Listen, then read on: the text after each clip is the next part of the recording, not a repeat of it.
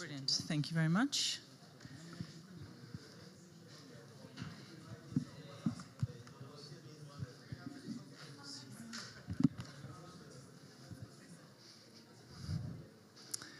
Okay. Sylvia, if we have 2 people online already, let's get them up on screen and we'll...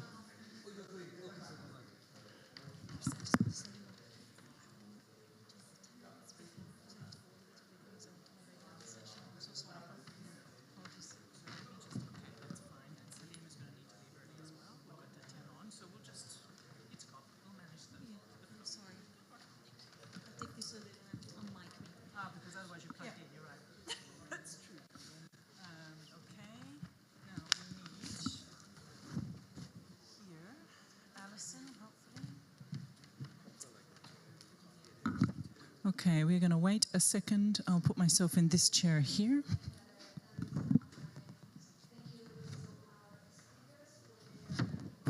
Tatiana, welcome. Do you hear me okay?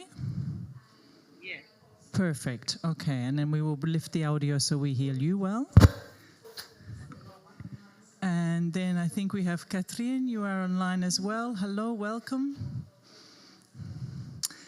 And Michelle from Atlanta. Fantastic, welcome. So we will be starting in just a second. We're just trying to make sure that we marshal people. It's also in the time of the day when everyone is running between sessions. Nina was here. Was this 1 hour, right? Do you recall? Nina, nice to meet you. Hello. Yes. From the Committee of the Regions, and is the mic on? And City of Turku, Finland. Okay.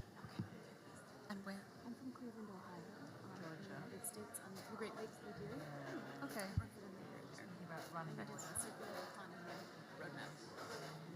2 minutes, so That's perfect. Okay, I think we're just waiting for Alison. All right.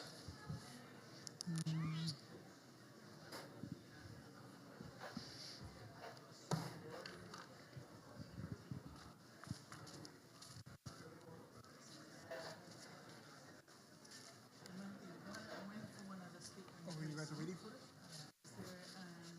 there anyone else online? It might be Thomas to go online. No. This has been out there right now.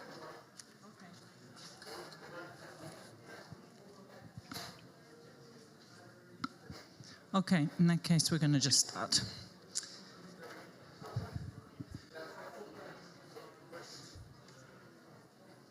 All good? Okay. So, good afternoon, everybody. Welcome to the UNFCCC Global Innovation Hub. I'm going to describe for those online the experience of COP, where you have an extraordinary rich panel of people who are coming from perspectives all across the world, looking at an empty audience because the world is full of lots of people running frantically across the large expo site, trying to get to different places. They're on lunch, actually. So they're also on lunch. We also have very remarkable speakers on screen, so we are handling an in-presence and a hybrid experience on a day in the COP28 process that is spotlighting the built environment, construction, buildings, cities, and the complex world of cities and the transformations that we need cities to achieve. My name is Kirsten Dunlop. I lead an organization called EIT Climate Kick.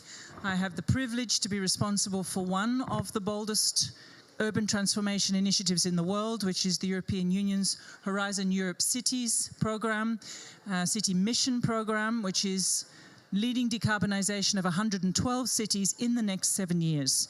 And I'm joined by Giorgia Rambelli, who's also leading one of the other major global initiatives that Europe participates in terms of urban transformation, and by mayors and vice mayors and senior executives of cities across the world, in the US, in Europe, and by representatives of work happening across the African continent, and South America, Latin America, where there are all a set of efforts to try and understand how do we help urban settlements transform.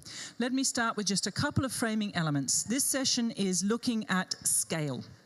It is looking at what does it mean and how is it possible to transform whole places together and in integrated, holistic and systemic ways. It is focusing on the fact that one of the most critical chances, opportunities and challenges that we have to preserve a planet in which it is possible for people to live well, in balance with one another, and from a place of well-being and prosperity for 10 billion, is the choices that we make in urban contexts. This is where the greatest aggregation of emissions is concentrated. It is where the greatest aggregation of root causes around environmental destruction, pollution, and impact on the environment are concentrated. It is where we need humans to be concentrated so that we can ensure that there are vast swathes of the planet that continue to regenerate and restore the environment. And it is where the choices that we make determine our future, where we have the greatest possibility to construct and to live out different ways of living. But of course that comes down to the way in which we can address cities as whole places with the complexity, uncertainty, and above all the economic reality that they represent for livelihoods and well-being. So we're going to have a discussion here with a particularly rich panel with some overarching questions about what have we learned. This context here is the UNFCCC's Global Innovation Hub. It is a space created for dialogue about solutions. It's a space created for dialogue around innovation, working in the massive implementation gap between the commitments we have made to climate, the commitments we are trying and pledging to increase, and the reality of where we are now. And that gap is a gap made up of needs. It's a gap made up of a difference between what we think is possible and what we actually need to achieve. And it's a gap made up of a complex set of choices on how to become and how to be. So here we really want to bring a conversation in about what are we learning. So the question to all the panelists, and I'm going to start with Saliem, because Saliem is in the long list of people who in this COP are having to try and make their way between different sessions simultaneously. So he can't physically have an avatar, he is here in person for some of the time. And then I'm going to pass to Georgia and on, and I'll bring in the virtual between the two parts of the panel physically. So the question here, what have we learned so far about how to drive very large-scale place-based systems change that is able to deliver what we need? How do we enable cities to change or to evolve and develop at the pace we need and at the scale of a whole place? Saliem. Thank you very much. Just to give the audience a sense of who I am. I'm the executive director of a very new philanthropic foundation called the African Climate Foundation. We started about 3.5 years ago, operated in Cape Town. Well, our hub is in Cape Town, but we operate in several countries, Senegal, Nigeria, Kenya, and work in a small scale in Namibia and Egypt. And one of the things that we really successfully done is to use very scarce philanthropic funding to scale up sources of funding for energy transition in South Africa.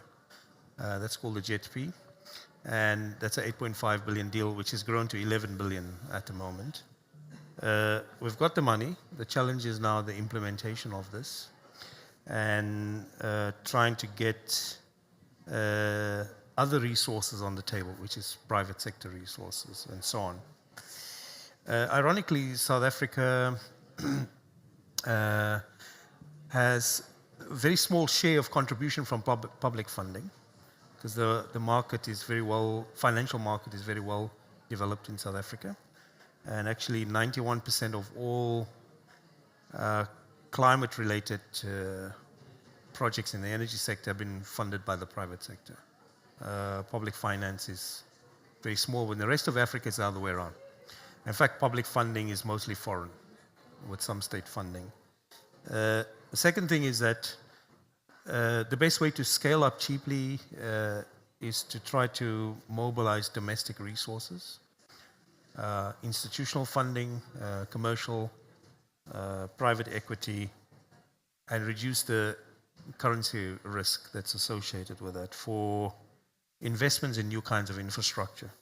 I say this because the opportunity in Africa is huge. It's one of the most rapidly urbanizing populations everywhere in the world, anywhere in the world, sorry. Quarter of the world's population by 2050 is going to be African. I don't know if people realize that. In 1950, the world's population was 2.5. Africa's population by 2050 will be 2.5. It's the fastest, 10 times the growth rate of the world's population for that same period. 40% of the world's young people will be in Africa.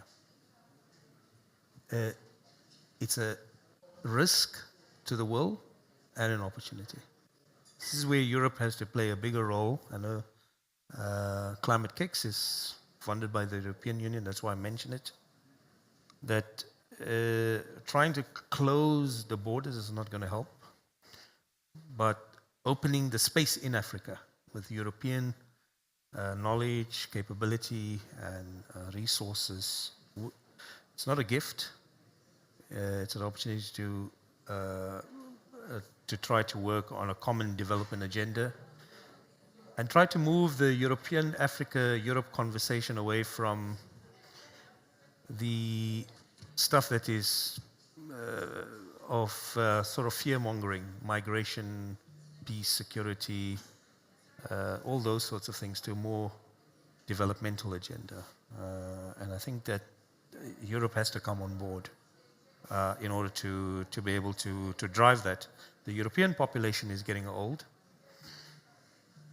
and it needs to find ways in which it can integrate clever, professional, and talented young African people, not only within the African economy, but also Europe can find ways to use that mental resource, not the minerals resource, which has often been the bigger interest traditionally from the European continent. And we can drive innovation in order to mobilize a new development agenda that has very clear climate and development objectives around several areas. Innovations in institutions. We've seen it with the JETP. Can't run everything in government, but you can create quasi-government structures that are supported from outside, non-state. And there's a lot of interesting innovation that can happen there.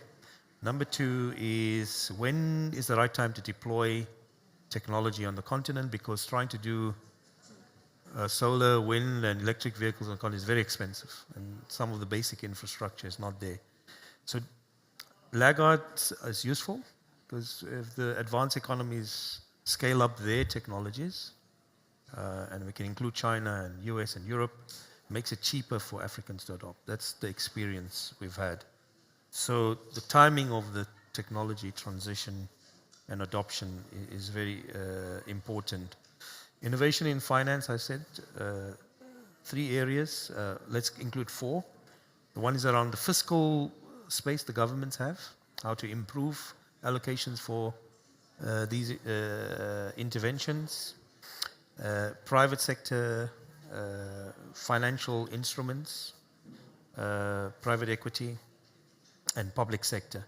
Public sector institutions are very slow, moribund, difficult, bureaucratic. You've got to find innovations in that space to make them work. We are exploring as ACF with Microsoft the use of AI technologies to optimize infrastructure. Particularly in distributed generation, we have a project that we're looking at in Senegal to try to not just build random microgrids, but to locate them in spaces in which there's interconnection with larger transmission systems, and also a power pool that can benefit from them.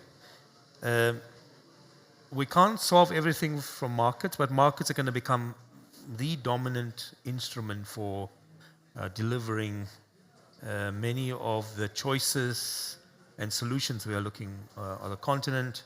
The question for us is how to make markets more sensitive to social justice and other issues that are often not the case in the markets.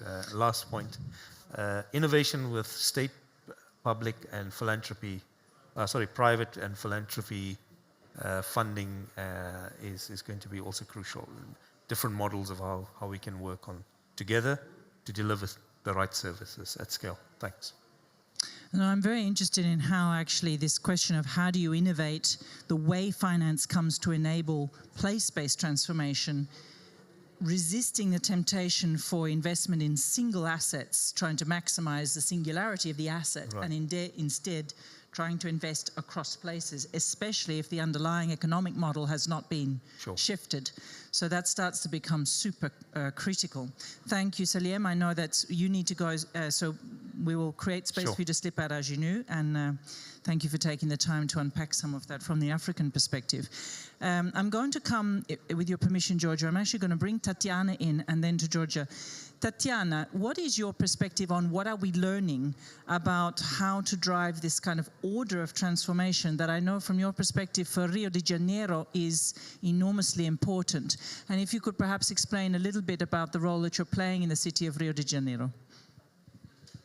Okay, thank you. It's a pleasure to be here. And Rio de Janeiro has a very singular characteristic because it's a city that which the economy depends a lot on oil and gas. So we have a lot of installed capacity in these domains, in technology, innovation, like big data, artificial intelligence, including the construction of digital twins, but all this for the management of oil platforms and all the infrastructure necessary for that, which we know is a huge infrastructure.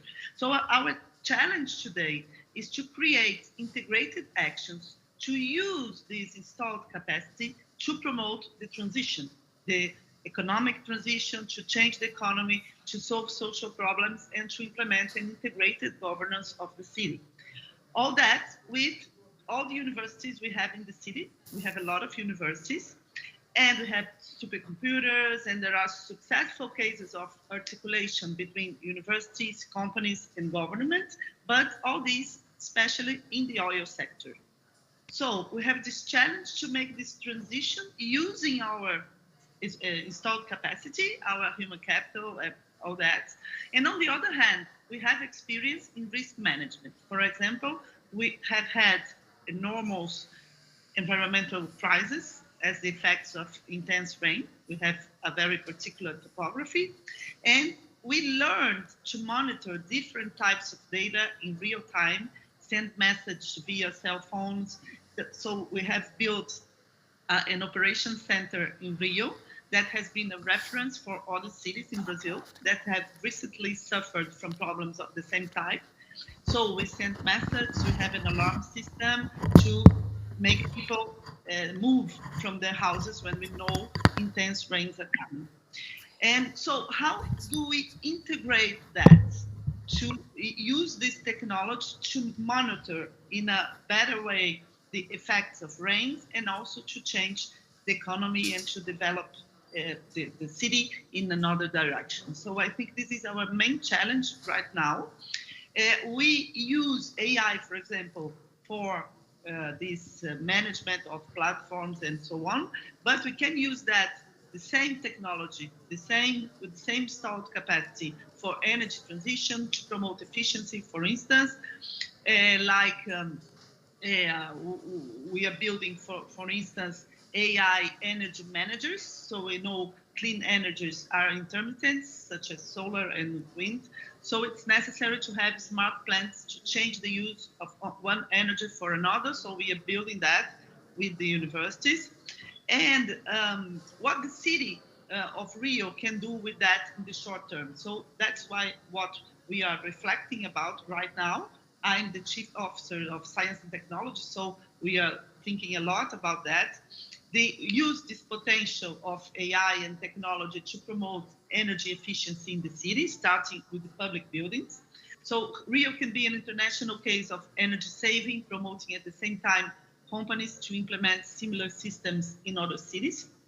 We must also study how to take advantage of this installed capacity in the above domains, in these domains I mentioned, to renovate the public sector in the city, and mainly how to use this technology to deal with the effects of intense rains. So we have had a lot of tragedies here as consequences of intense rain. So we learned a little bit with that, landslides, flood, people homeless and death. So the response of the city, this we already have in our operation center, is to map risk areas, to build dozens of emergency slope recovery works. We have a non-meteorological center to install a sound alarm system in communities and training the community agents and residents in risk areas, and to construct this operation center to monitor all that. But we know that rains are becoming more intense and more frequent, so we have to be still more resilient and to start to think about very huge change in the city topography, in the city map of households. And so for that, I think also technology will be very important, because we have to plan all that with the participation of people, because these are very sensible change that we must do. For instance, moving people from one place to another, it's not easy to do. It has been a taboo in the city of Rio for a long time, but now we really have a very special topography, so we really have risky areas that we must change radically. And to do that, I think we must also use technology to make this planning with the people that will be affected. So we are thinking about that. It's still in the beginning, but in our sector, the science and technology, we are thinking how to integrate universities, the city government, and the enterprises and the companies we have in Rio to make a plan about that, and to use all that we already do with success in the oil sector, but to make the transition. So I think it's our main challenge right now. Thank you very much. It's a pleasure to change a little bit with you. So there's a very interesting patterning here about leveraging existing capabilities, applying them into a new reality, and then really looking at how you apply a tool, the instrumentation that we now have with technology, if I understand correctly, to surface and identify risk, to mobilize people, and to introduce new sets of possibilities, such as needing to move large swathes of population into different areas. So there's the beginnings of something that looks like a mass mobilization. And I'd love to come back as we go through. I'm going to ask each of you to be as sort of succinct as you can, to ask you more, Tatiana, later around how you see the participation of citizens in this technology-enabled decision-making. Georgia, let me come to you. What's your take on this question? And if you could a little bit explain where you're leading. Of course. Thank you very much, Kirsten, for the invitation. And it's a pleasure to be on the panel with all these wonderful speakers and cities. And a shout out in particular to Rio, which is one of our 48 cities part of the Urban Transition Mission. It's always a pleasure to see someone in our community joining the same discussion. So yes, you're right. A couple of words about what the Urban Transition Mission is first. We are an initiative part of another global umbrella initiative called Mission Innovation.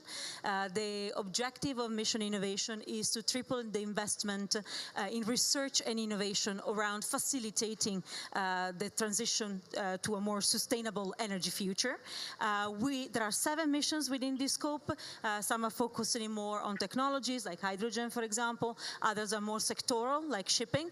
Ours is a bit what I like always to call the special one, the one that looks into place-based transformation. So what we do is really trying to take as much as possible a holistic, a systemic approach, and we take that very seriously, trying to empower our cities to work together and to together with them and with our partners. It's a global innovation alliance that includes also Climate Kick, to really bridge the gap between research, development, and deployment of the solutions that are developed, and also the ones that are missing, of course. It's important to take stock of that as well at each step of a city climate action journey. So we really try to build upon what the city is already doing and try to find the missing pieces of the puzzle that can help them, let's say, realize this picture of a future that is a decarbonized, climate neutral, and resilient community. So we do that by supporting, I mentioned already, capacity building. And the first lesson learned that I want to share is that although we have cities that are coming from all over the world, of different size and shapes, they are still very much sharing some of the key challenges that are kind of undermining our acceleration of the transition that we want to accomplish. The other thing that we try to do is to really support closely exchange and multi-level governance and partnerships in particular. And here I come to the first challenge that we have learned about. There is still, unfortunately, a long way to go to enable efficient multi-level governance in different parts of the world. This is it's essential, in particular, when it comes to securing not only the ability for cities to have the right mandates, to have the support that they need to align with national projects and strategy and plan to effectively contribute to the NDC of a country, but also it comes very much down to the fact that a lot of this regulation will really be a game changer when it comes to give a signal to the markets that this is the situation, this is the transition that we want to make, this is the direction that we are trying to take all together. In addition to that, the other big challenge that we see is really this idea of being systemic. So we are talking here about how do we make the transition happen by bringing together all this vision that we have of a more equitable and sustainable future, and we need to start thinking more and more, how do we really leverage the co-benefits of the collaboration across different sectors. So this is more easier said than done. We are learning, of course, at the local level and in general. I think all partners and stakeholders across the board really want to understand how to leverage this opportunity, but a lot of knowledge is still missing. And here is another challenge that we learn about: the lack of data, the lack of information, and the lack of capacity of using this data in a way that is meaningful to properly forecast where are we heading and what type of impact are we trying to achieve with our measures. Finally, I think that the third piece is around financing once again. And here the role of partnerships comes across quite strongly once again. We heard about the role the national governments can play, but also the private sector, of course, needs to be more closely engaged. And here what we learned is that very often there is a mismatch in between the vision that a city is having with the realistic possibility to have an investment plan that is aligned to what the city is trying to deliver. So there is a lot of capacity that still need to be built in that sense. In addition to that, there is still also a challenge of really understanding on fair grounds when do we include the private sector in our investment planning. We want to avoid, of course, the cherry picking of projects that have a high return on investment economically, but maybe very low social return on investment. And this is a dialogue that still needs to be strengthened in order to really drive change across the world. Final point, I think there are two tools that also came across as something that is not leveraged to the full potential when it comes to scaling up action. One is public procurement. Whilst there is a lot of opportunity to see cities as an incredibly large client that can really move the market in certain direction, there are still challenges with national regulations most of the time that do not allow unlocking of these opportunities. So I think this is, again, going back somehow full circle to the multi-level governance that I mentioned at the beginning. And similarly for urban planning, I'm thinking about building codes, for example, and choosing specific products to really support our cities in their transition. So back to multi-level governance and to the importance of working together. And thank you very much for allowing me to share my reflections. Thank you, Georgia. Catherine, I'm about to come to you because on the question of multi-level governance, I think you have an awful lot of experience to bring. This idea of cities as incredibly large clients, fascinating reflection that's coming through the European mission, the cities mission, and I think both of these two missions, that if you start to add up everything that is needed to achieve the goals in green cement, glass, materials, logistics, supply, you have industrial plans, massive growth signals for developing for sustainable markets. So this starts to be particularly interesting. Catherine, what's your experience here, and what are we learning about how to make multi-level governance a key element to this whole systems, whole place change? Yes, hi Kirsten, and hi everyone on my behalf. Also very grateful for being here. Very interesting to already have learned from the previous speakers, and I think there's a lot of elements that we have in common or we're searching on. And I think one of the elements definitely that we are trying to experiment on is the governance part. I'm the director of an NGO for the city of Leuven. The city of Leuven is a university city very close to Brussels in Belgium, with over 100,000 inhabitants and 50,000 students. So it's very small scale. Everything is relative, very small scale in comparison to the other speakers here. But I think that has the advantage of being able to on certain fronts move more with more in a more agile way. And what we've experimented on for 10 years now is that our current mayor, who was deputy mayor in 2013, he founded this NGO, Leuven 2030, which holds the whole community. So it's a quintuple helix construction where we have a general assembly, a board of directors, and an executive summary. And in all of these parts of the NGO, the whole community is equally represented. So, for example, in the board of directors, we have 18 board members. 3 of them represent the citizens, and they are all voted for by the General Assembly. That counts 600 citizens and partners. We have 3 board members that represent civil society. 2 of them work for poverty organizations because we really want to bring in the social justice perspective at the strategic table.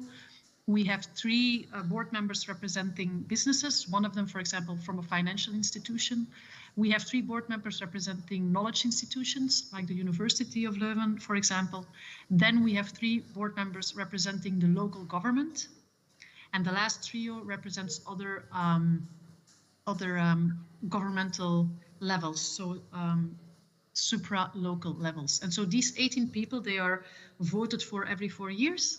And they meet every month, and they decide together, they bring in all these different perspectives, business perspective, social justice perspective, governmental perspective. They bring it to the table and decide together what the right way forward is for Leuven if it wants to accelerate on the climate transition.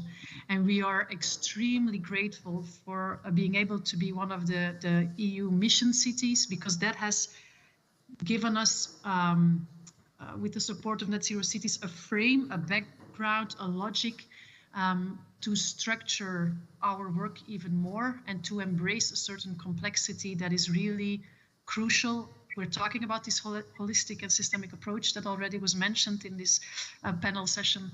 So this EU mission framework gives us further credibility on the work that we're doing, gives us the ability to link towards other ambitious European climate cities, and so it helps us to further strengthen the approach multi-level across the local community, but also multi-level, regional, federal, and European level. And so this, in all kind of ways, is a huge governance challenge, I think, that we're facing globally.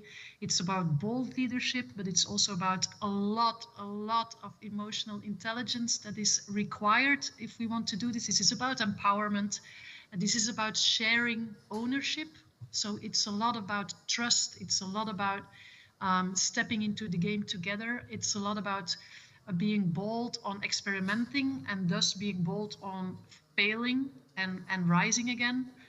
So loosening up on the certitude.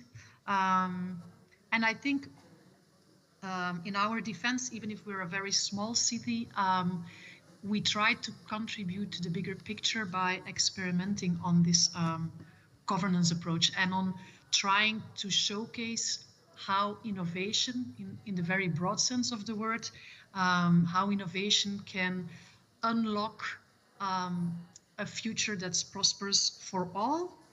So we address the challenge as a prosperity challenge and a social justice challenge.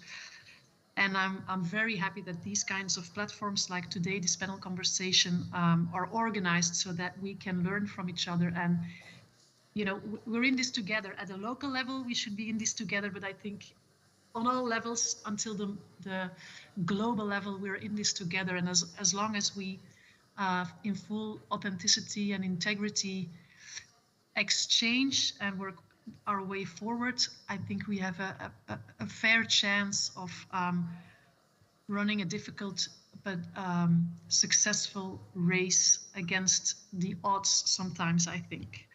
So Thank that's, you. I don't know if that's clear enough, Kirsten, but that is one of the elements I think that that could be part of the ingredient of scaling and accelerating the transitions. Thank you very much, Katri. And actually, I would certainly want to draw down, I know you are not here, but if you are here, the voice of hope and possibility because of that sense of hyper-local, multi-local, global, subnational action, knowing what's needed, knowing what's possible, and connecting upwards and downwards at all levels on mobilizing action.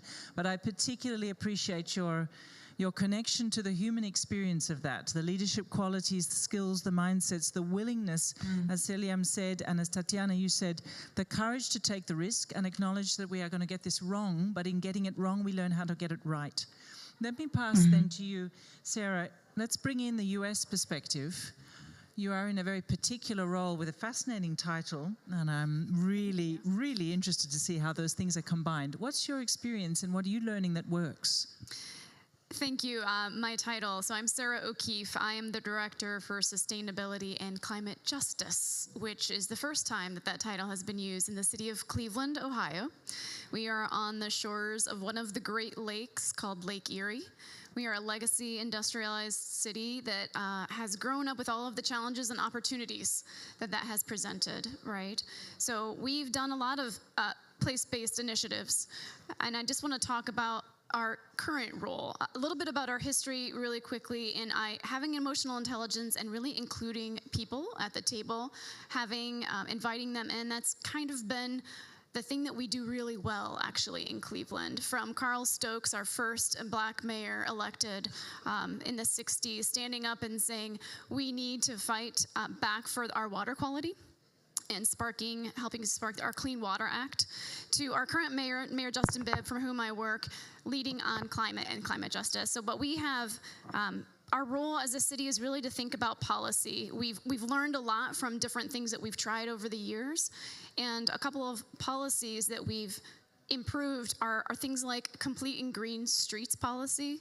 How do we connect people to that, not just bringing a top-down approach that says, here's what we're going to do, but not have communities say what they actually want in their neighborhoods. A lot of times, complete and green streets, for example, are used as maybe unintentionally, as a tool that reinforces the redlining of past days and is now called sometimes the new green lining. So how do we avoid that? And this year we actually made our policy stronger. We're looking at multi-level action across funding sources. How do we you get street funding that's only for the hardscape. So how do we pair that with all of the new funding that's coming in for natural systems? Looking at those together and really coordinating with our community-based organizations, some of who are here with us in COP28. We all came together. We're on the international stage talking together about these things. Another policy thing that we've been able to look at is we're really looking at the 15-minute city framework. For those of you who are not familiar, all you need for your daily living in a 15-minute walk, bike, and transit ride, and thinking about those existing systems that we already have, We are a city that grew up built for workers, built with walkable neighborhoods. We have that infrastructure. We have the right-of-way transit. How do we build around that? And then we use data to have this framework, a GIS, we have a story map that I would love to share with everyone here that talks about our existing assets and how they've been mapped in nodes. But that itself does not build a community. It helps preserve what's there, but then we need to work with our community-based organizations. We meet on a regular basis with our Cleveland Environmental Advocacy Coalition, a coalition of 30 to 40 community-based organizations that work across all of these sectors, especially in the built environment, to say this is what we need and help residents express and communicate what the residents want to see in their neighborhoods. A particular leader here today is Kim Foreman from Environmental Health Watch. She's been leading in this space for 20 years in Cleveland. So we're working with her and her funding, another source of funding, historic funding from the federal government, a US EPA Thriving Communities Technical Assistance Center. We love these long titles, but it helps nonprofit organizations and communities express what they want and get what they want out of that funding. So we're gonna bring those in with our 15-minute city policy. So that's how we're working together on that. Fantastic. So that notion of how do you channel expression of concern, need, interest, but how do you go from individual needs to collective voice to enabled collective action?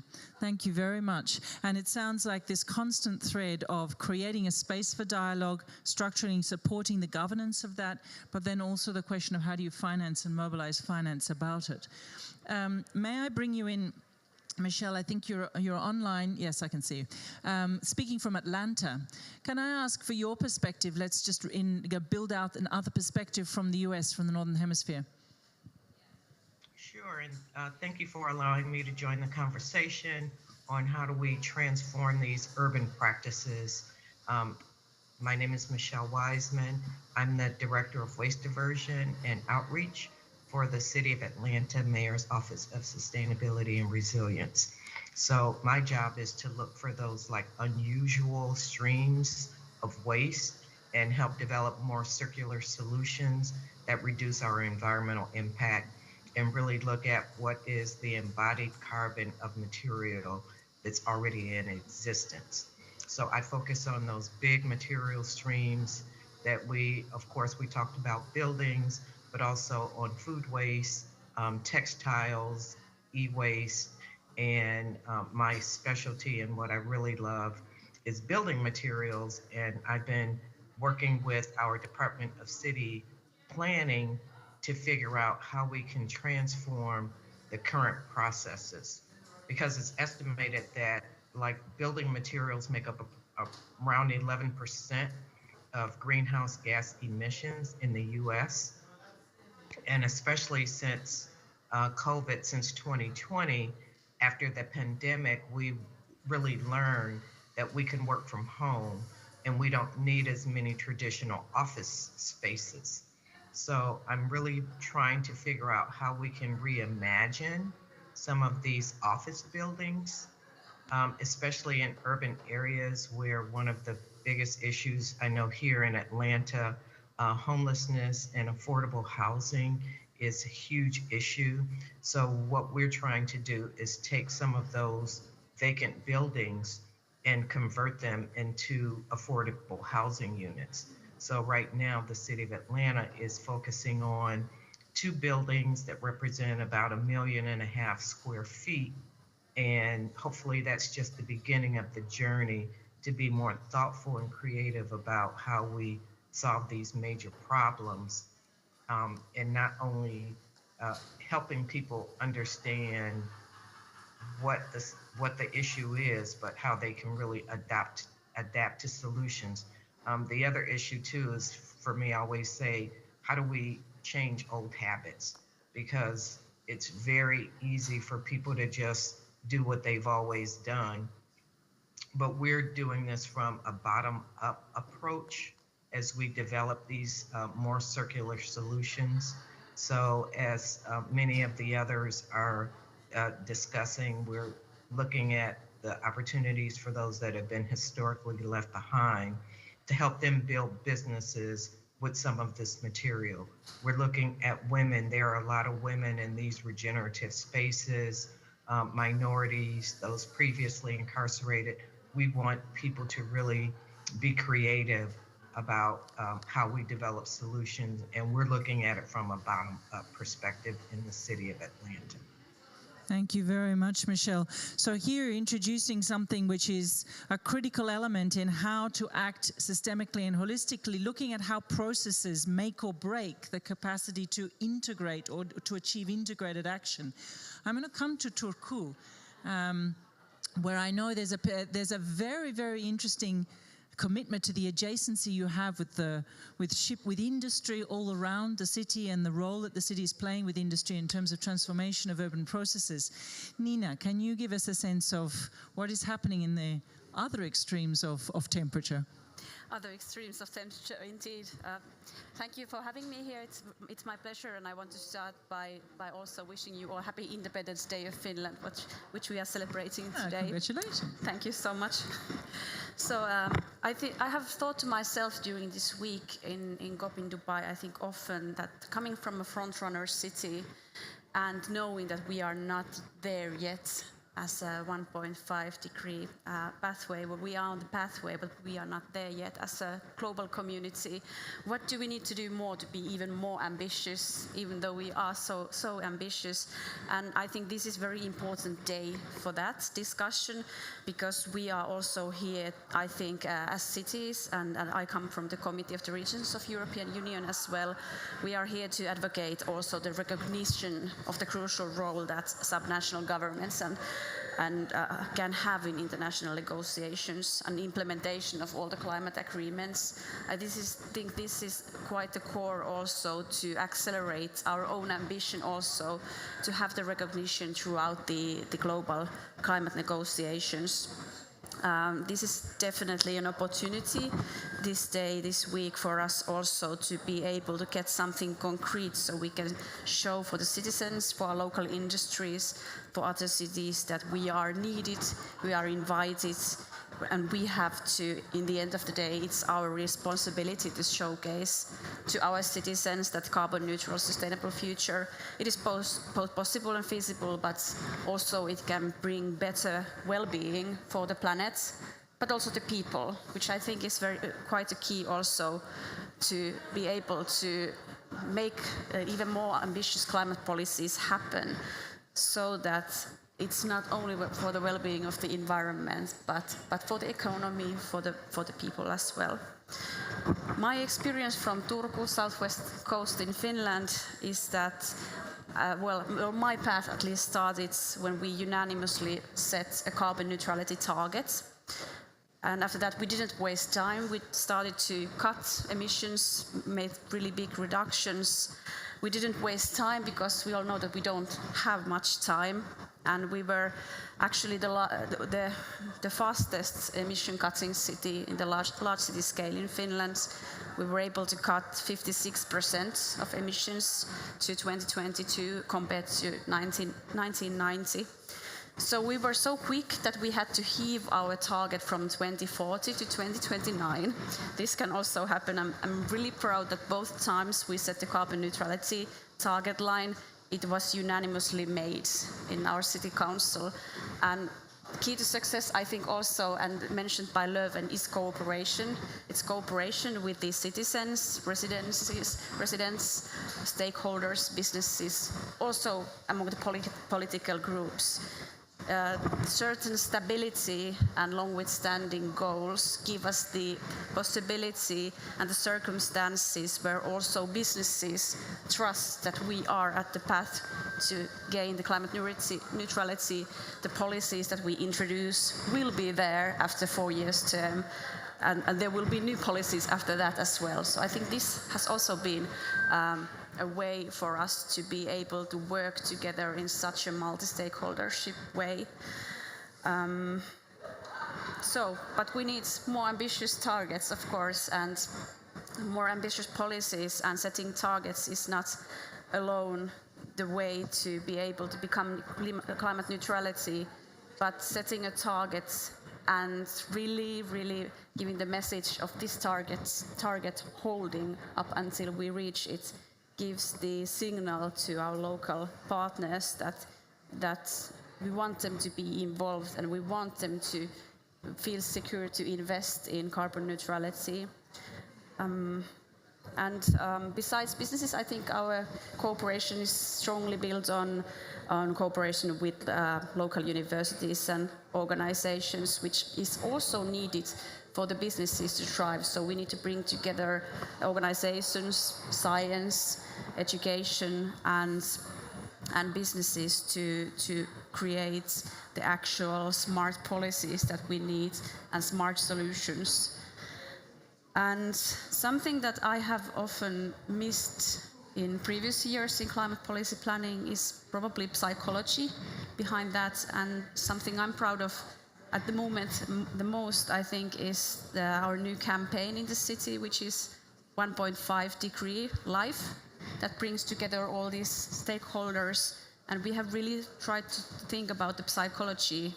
And for us, one thing it means, for example, is that people, at least in Finland, they like to make their own choices, but for them to be able to make a choice of renewable energy, of sustainable lifestyle, they need to have different options to choose from. So we try to create in our 1.5 degree life campaign solutions, different options for the people to choose from.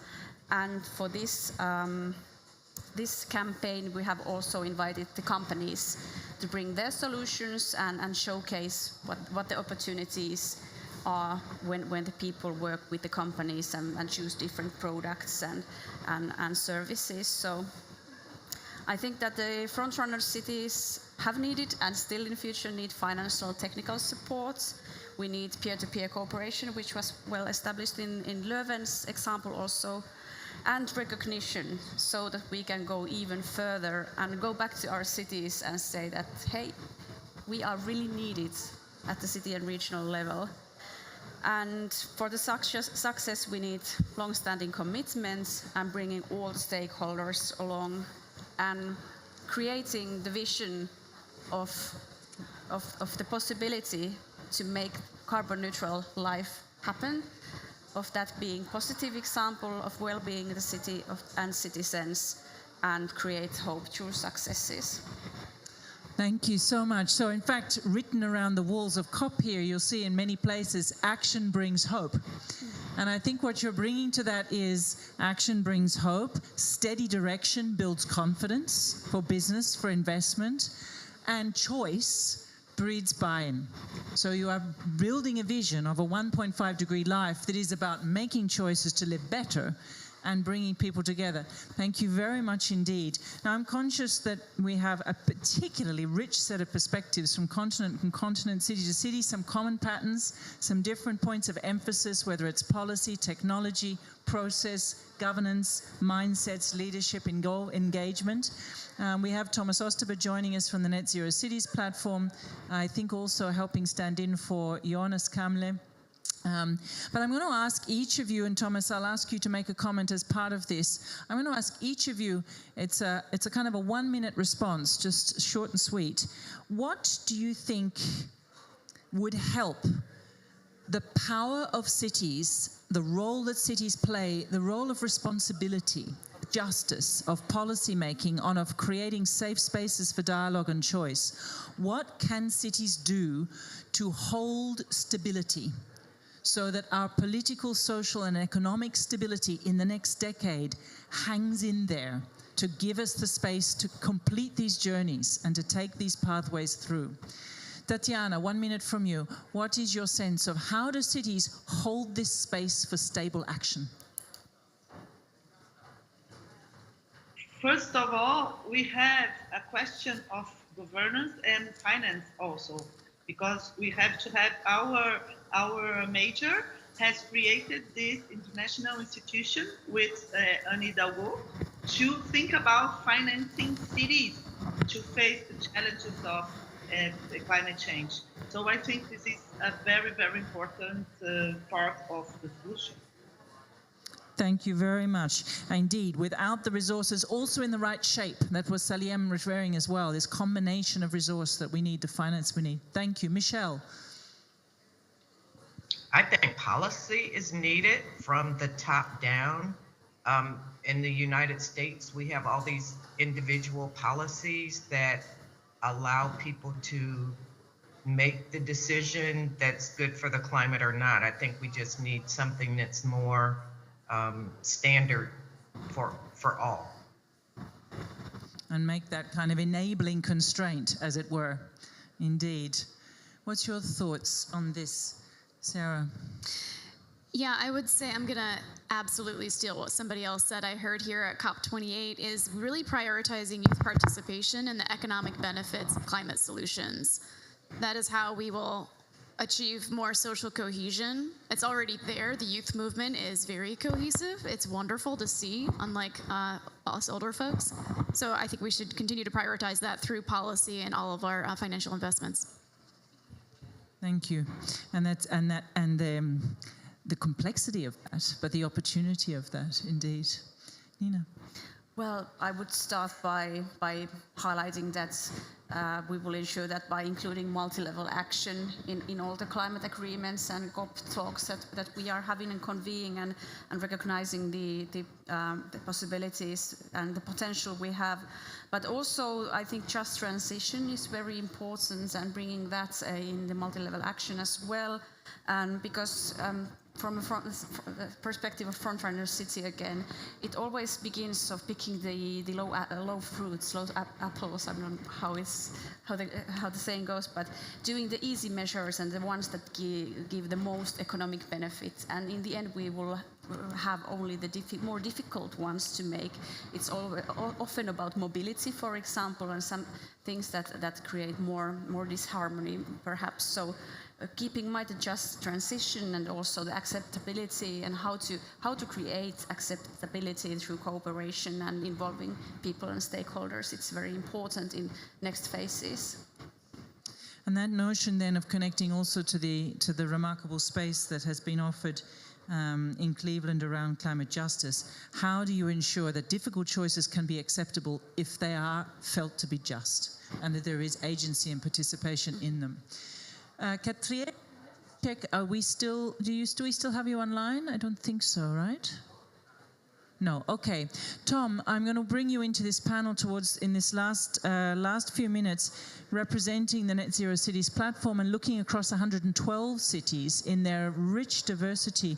What is your sense of what do we need to empower cities to do who hold this space of stability for complex, difficult action?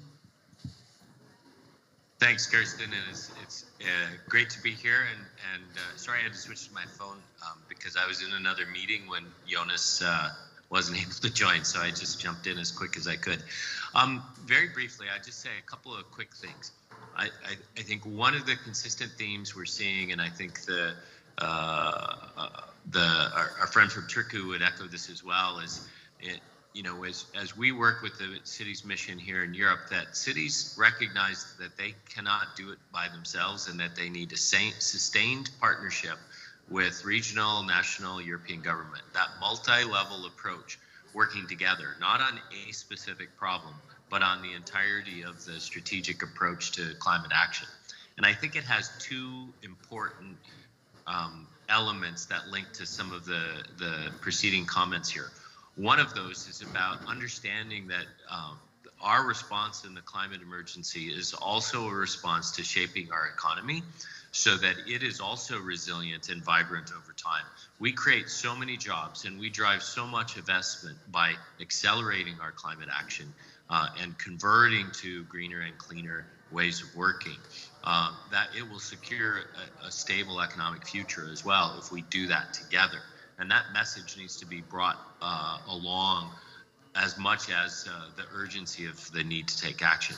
The second is around the question of just communities and just transition. And I think it's an area where we still have a lot to learn. And I think, kudos to City of Atlanta and a number of cities that have been really pioneering putting that at the front of climate action, putting equity issues and communities at the front of this process. That is undoubtedly the future of where we need to go. So it almost becomes another layer of governance at a community scale, because that's where you can really galvanize that commitment to each other as people, and recognize that the issues of fairness, equity, and justice really happen at that level and need support in working in a multi-level environment.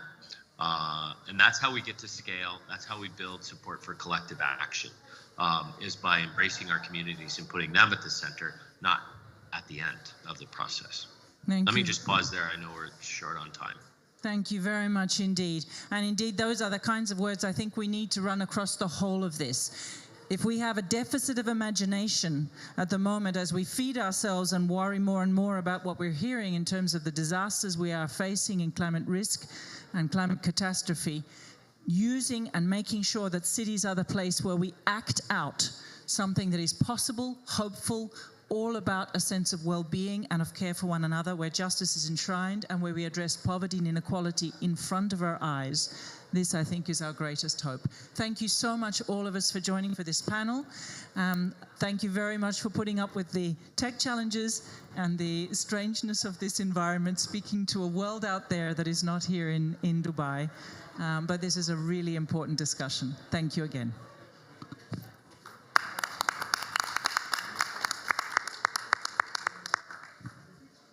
Thank you, Michelle. Thank you very much, Tatiana.